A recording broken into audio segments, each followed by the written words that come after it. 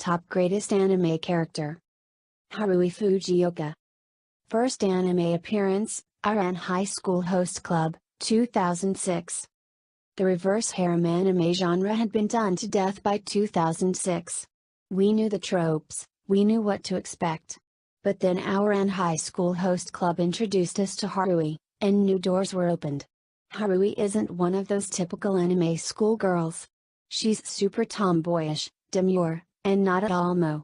In a series that often satirizes the usual shoujo genre stereotypes, Haruhi wins by just being completely free of typical teen drama. That's not to say that Haruhi hasn't seen her fair share of difficulty in life. She lost her mother, but that tragedy is not treated with melodrama, just a somber nostalgia. She has a great relationship with her father, even though he's a professional cross-dresser. And she somehow maintains her cool even when her privileged companions are acting like idiots. Haruhi is thoroughly normal. In many ways she's the exact opposite of what you would expect out of this type of anime, which is part of what makes her such a great character. She's down to earth, relaxed, and a perfect contrast to the crazy rich boys in the host club. 1. Black Jack.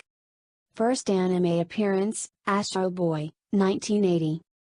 One of Osamu Tezuka's most famous creations, Black Jack introduced the idea of a medical mercenary to anime.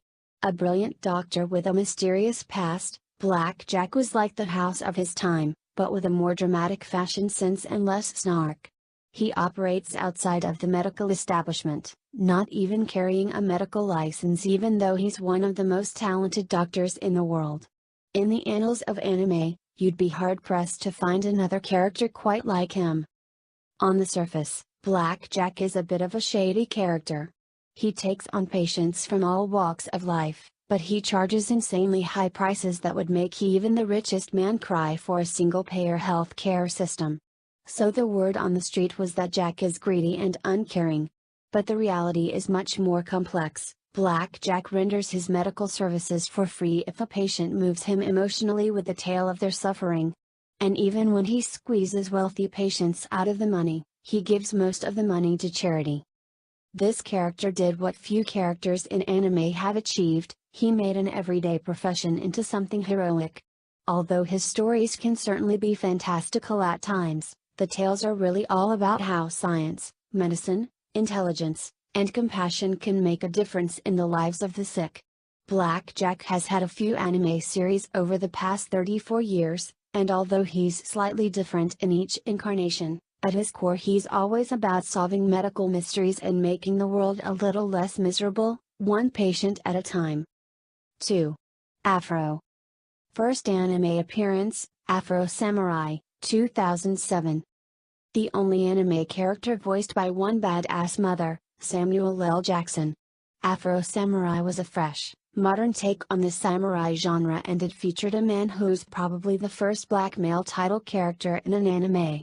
The series first aired on Spike TV and the stylized battle scenes and Samuel L. Jackson's unique lead voice talents made it an instant hit. Some argue whether the series even counts as real anime because its development and release involved so many American parties. But the series was adapted from a Japanese manga, directed by a Japanese anime director, and produced by well-known Japanese anime studio Gonzo. So it's definitely anime, and one of the more interesting ones of recent times. Afro himself is the strong silent type, preferring to let his sword do the talking. But when he does speak, the words that flow are spoken with single-minded focus. He's only got two things on his mind, vengeance, and the number one headband, the sacred headband said to bestow great powers upon its owner. Afro by himself would be an interesting guy, but he's made even more remarkable by the inclusion of Afro's alter ego Ninja, who provides colorful commentary on Afro's thoughts and actions. Where Afro is mirthless and mute, Ninja is irreverent and gabby, providing much-needed comedy relief in the face of all this slicing and dicing.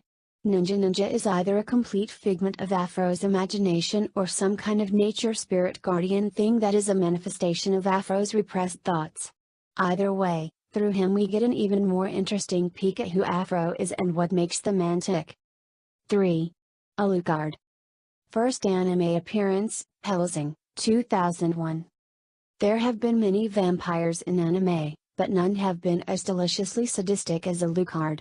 He revels in his battles, enjoying every moment of them. He doesn't sparkle in the sunlight, and he doesn't make women fall madly in love with him. He's just a demon who enjoys being given full reign to destroy other monsters in any way he sees fit, which usually involves him playing with them. Alucard is practically invincible, which would normally be boring. But Alucard uses that invincibility to dramatic effect as he often lets his opponents damage him, only to regenerate and take utter delight in their disappointment when they thought victory was so close. This vampire doesn't just feed on blood, he revels in the despair of his enemies. It's fortunate that he's a good guy. But there are softer sides to Alucard too. He has a great fondness for the members of his team who are devoted to destroying the forces of evil who threaten humanity.